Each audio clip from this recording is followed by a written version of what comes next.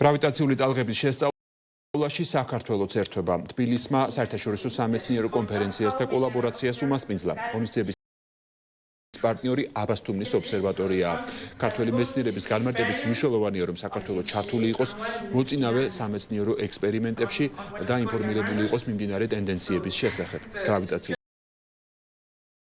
ტალღების არსებობა აინშტაინმა თითქმის ერთი საუკუნის წინ იწინასწარმეტყველა მათემატიკური ფორმულებით, თუმცა მეცნიერებმა მისი ფაქტობრივი დადასტურება მხოლოდ 5-10 წლის წინ შეძლეს. საქართველოს ეროვნული ასტროფიზიკური ობსერვატორია გახდა ერთ-ერთი მონაწილე ამ კოლაბორაციის, რაც ჩვენთვის ძალიან მნიშვნელოვანია. ამ კოლაბორაციაში მონაწილეობენ მსოფლიოს მრავალი ქვეყნიდან, რაც მოგცემ საშუალებას კიდევ უფრო გავაფართოვოთ ჩვენი საერთაშორისო სამეცნიერო თანამშრომლობა და მივიღოთ მონაწილეობა ძალიან მნიშვნელოვან კვლევებში. მეცნიერების განვითარება ძალიან მნიშვნელოვანია ჩვენი ქვეყნისთვის და ეს ვერ მოხერხდება საერთაშორისო ჩართულობის გარეშე.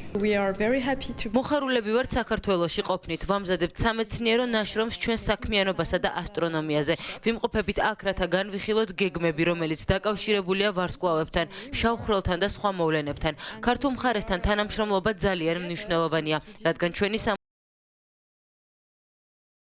მუშაო 24 საათიან დაკვირვებაზეა დაფუძნებული. საქართველო კი განსაკუთრებით კარგი მხარეა დაკვირვებისთვის და ვიყენებთ ამ შესაძლებლობას. ასეთი იყო ახალი ამბები ამ დროისთვის, ჩვენ პირდაპირ ეთერში უკვე 6 საათზე დავყავთ.